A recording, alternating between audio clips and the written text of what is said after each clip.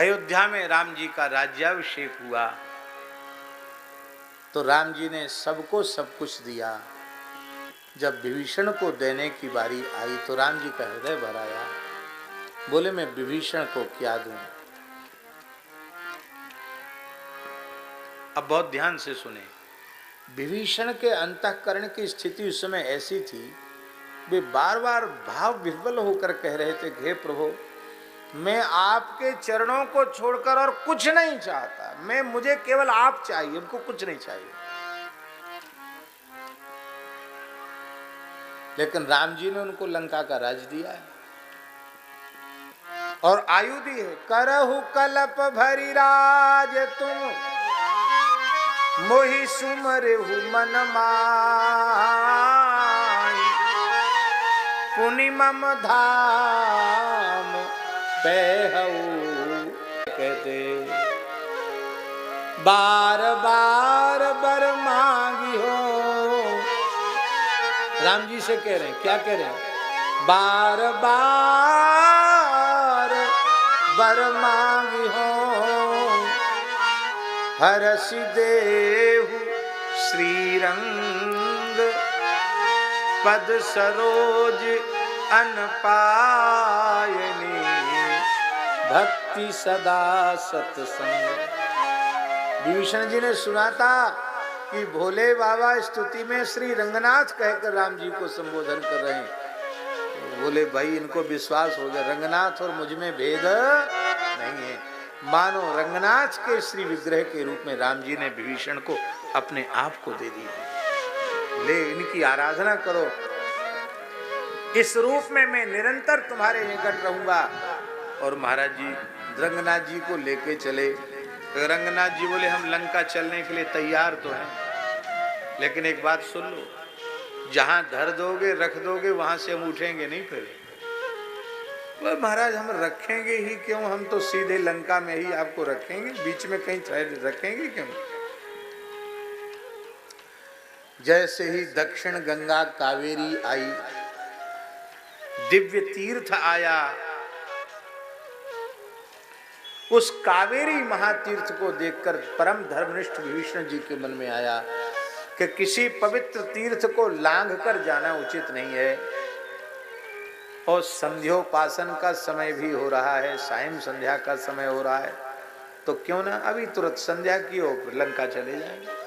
तो तुरंत उन्होंने कावेरी के तट पर रंगनाथ, वो पुरानी बात भूल गए, रख दिया और स्नान संध्या करके जैसे बोले प्रभु अब चलो। बोले भूल गई बात, हमने कहा था हम रख दोगे तो उठेंगे नहीं, अब हम नहीं जाएंगे।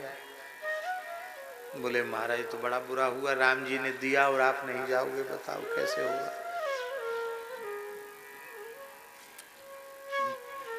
रंगनाथ भगवान ने कहा देखो कितने युगों से मैं भारतवर्ष में पूजित होता चला रहा हूं, यहां से मैं लंका चला जाऊंगा तुम्हारे यहां तो सबको दर्शन नहीं होगा। आप जिसको दर्शन कराओगे उसको होगा, जिसको नहीं कराओगे आपके निजी ठाकुर हैं। अब हमारे निजी ठाकुर, हम चाहें भगत जी दर्शन कर लें तो कर लेंगे, हम नहीं चाहें तो जबरदस्ती करेंगे कि नहीं हम तो आपके भगवान का दर्शन ही करेंगे, नहीं कर सकते।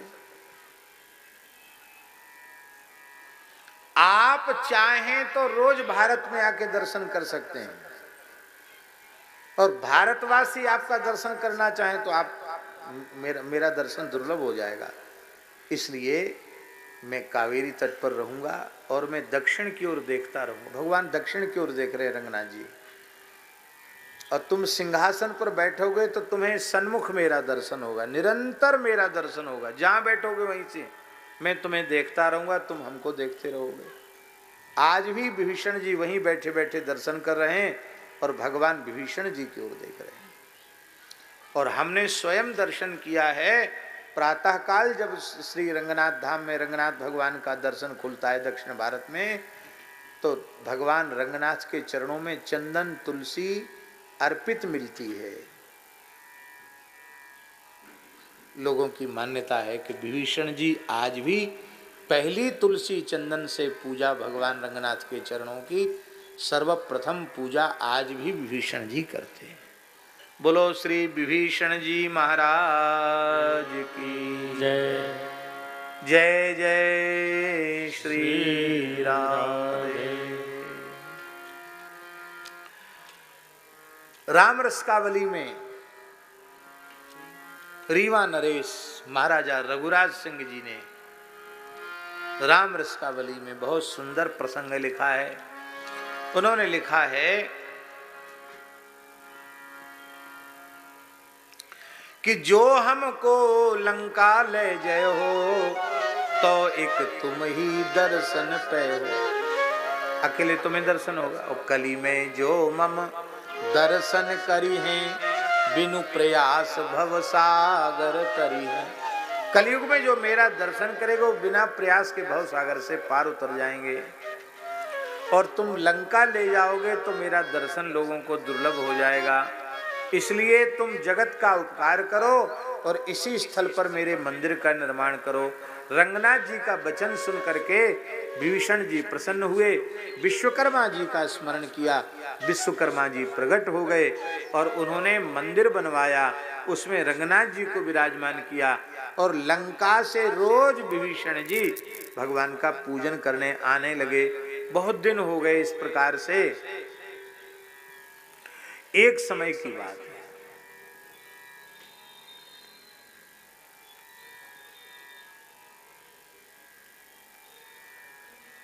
एक पूजक, उसके मन में एक जिज्ञासा हुई।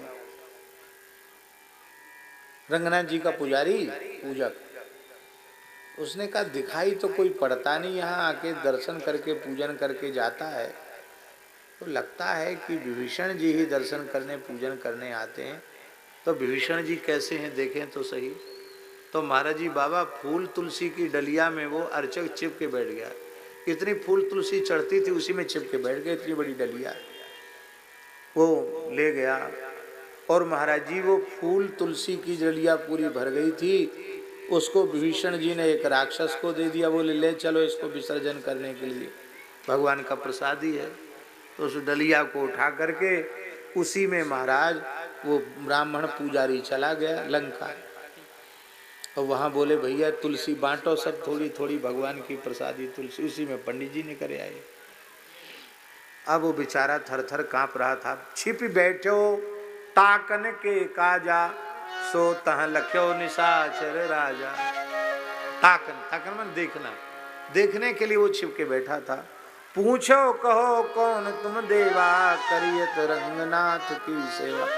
बोले आपका परिचय, आप कौन है? बोले हम तो रंगनाथ जी के पुजारी हैं। विभीषण जी ने कहा मैं लंकेश विभीषण हूँ, मेरे इष्टदेव रंगनाथ भगवान हैं और तुम भगवान के सेवक हो, तो चलो हमारे घर।